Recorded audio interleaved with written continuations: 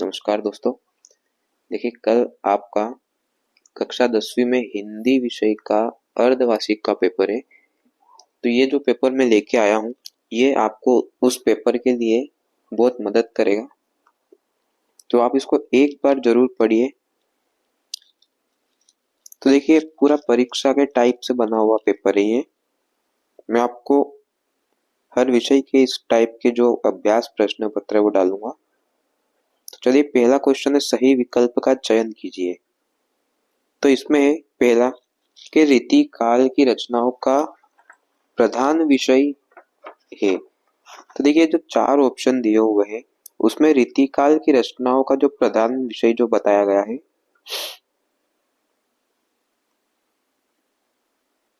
कि इसका जो प्रधान विषय है हमारा वो है श्रृंगार वर्णन, यानी कि ऑप्शन नंबर ब वाला।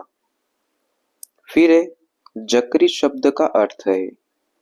तो जकरी शब्द का अर्थ है दोस्तों रटना। तीसरा है जुगुप्सा स्थायी भाव है। तो ये विभत्स रस का स्थायी भाव है, ये भी ऑप्शन बी हो जाएगा। चौथा क्वेश्चन है हमारा कि स्वयं प्रकाश जी ने पत्रिका का संपादन किया। तो ये स्वयं प्रकाश जी ने जो पत्रिका का संपादन किया वो है वसुधा। पांचवा है जिस समास में प्रथम पद विशेषण और दूसरा पद विशेष से होता है उसे कहते हैं। तो इसका आंसर आएगा कर्मधारय समास। छठा क्वेश्चन है कि देहाती दुनिया उपन्यास के लेखक है। तो जो देहाती उपन्यास था दोस्तों उसके लेखक है शिव पूजन सहाय, यानी कि ऑप्शन नंबर ए। दूसरा प्रश्न है हमारा रिक्त स्थान की पूर्ति कीजिए। तो देखिए, रिक्त स्थान में पहला रिक्त स्थान है उत्साह एक गीत है। तो जो उत्साह है वो एक आह्वान गीत है, आह्वान। फिर दूसरा है वीर भयानक तथा रौद्र रस में कौन सा गुण होता है। तो इसमें होगा ओज गुण। फिर तीसरा है नायक के जीवन की किसी एक घटना का पूर्णता के साथ चित्रण महाकाव्य में होता है। चौथा है बाल गोविंद भगत के गीतों में प्रभु मिलन का भाव व्यक्त हुआ है। पांचवा है विद्यालय में संधि है तो स्वर संधि है। छठा है लेप्चा और सिक्किम की स्थानीय जाति है। तो सिक्किम की स्थानीय जातियां लेप्चा और भूटिया है। तो ये हो गए हमारे रिक्त स्थान। अब तीसरा क्वेश्चन है निम्नलिखित कथनों के समक्ष सत्य या असत्य बताइए। तो परशुराम फरसे को देखकर भयभीत हो गए थे। तो ये असत्य है क्योंकि फरसे को देखकर लक्ष्मण भयभीत हुए थे। तो ये होगा असत्य। दूसरा है दोहा एक वर्णिक छंद है। तो ये भी असत्य होगा दोस्तों, क्योंकि दोहा जो है वो एक अर्ध सममात्रिक छंद है। तीसरा है कि जीवनी गद्य की प्रमुख विधा है। तो ये सत्य है। चौथा है लखनऊ को नवाबों का शहर कहा जाता है। ये भी सत्य है। मां बैठ नहीं सकती में भाववाच्य है। तो इसमें ये भाववाच्य नहीं है, ये जो शब्द या वाक्य दिया हुआ है इसका भाववाच्य होगा मां से बैठा नहीं जा सकता। तो ये असत्य हो गया। छठा क्वेश्चन है कृतिकार के लिए अनुभव की अपेक्षा अनुभूति गहरी चीज है। तो ये सत्य हो गया। तो ये हमारे प्रश्न नंबर 3 तक का सॉल्यूशन है। चौथा क्वेश्चन है हमारा सही जोड़ी का मिलान कीजिए। तो पहला है युग धारा। तो युग धारा जो है दोस्तों वो नागा अर्जुन की रचना है। तो ये युग धारा से नागा अर्जुन को मिला दिया। दूसरा है उतान। तो इसका अर्थ होता है पीठ के बल लेटना। तीसरा है मन्नू भंडारी की मां। तो इसमें आएगा सहनशील। फिर है सुदामा चरित्र, तो ये एक खंड काव्य है। फिर शब्द शक्ति के भेद, तो 3 भेद होते हैं। और आखिरी है 1 और 11, तो इसका होता है एकता में शक्ति। तो ये थी हमारी सही जोड़ी।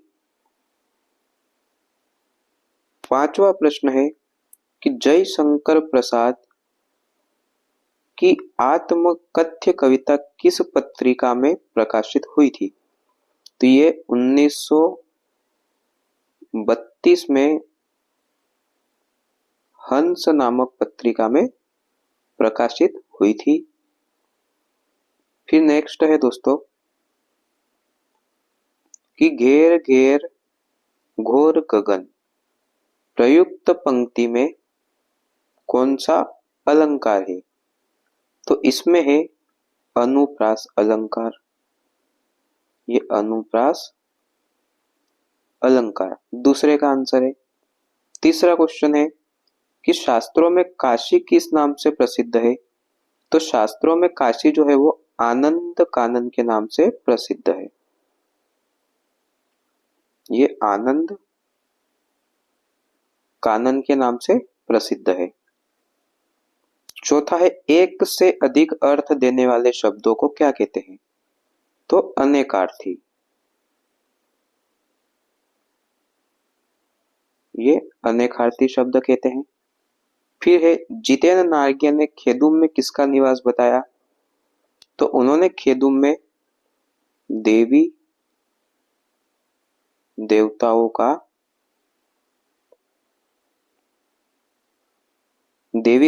का निवास बताया।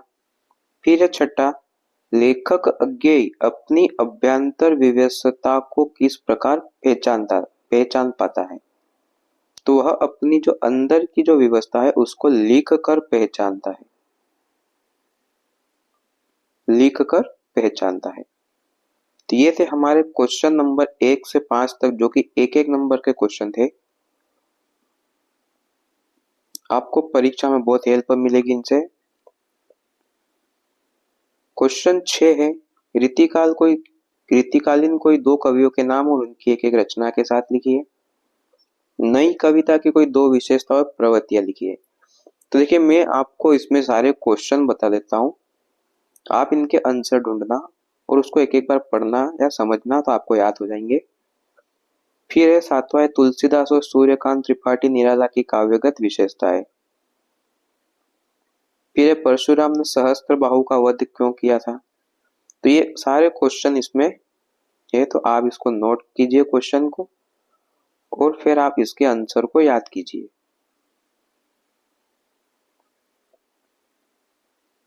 ये सारे क्वेश्चन है, ये संदर्भ प्रसंग सहित भावार्थ भी है इसका। फिर एक धूम्रपान को रोकने के लिए उसकी हानियां बताते हुए एक विज्ञापन बनाकर लिखना है। अथवा में है मेरे जीवन का लक्ष्य विषय पर एक अनुच्छेद लिखिए। फिर एक गद्यांश दिया हुआ है हमें। फिर है विद्यालय में खेल सामग्री की मांग करने हेतु अपने प्राचार्य को आवेदन पत्र, और इसके अथवा में है समय के सदुपयोग और परिश्रम पर बल देते हुए अपने छोटे भाई को पत्र लिखिए।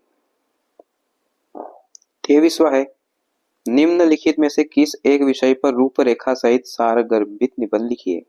पहला है विद्यार्थी जीवन में नैतिक मूल्यों का महत्व। दूसरा है प्रदूषण नियंत्रण के कारण और निदान। तीसरा है मानव जीवन की प्रगति में कंप्यूटर। चौथा है पुस्तकालय का महत्व। 5वां है स्वच्छ भारत का अभियान।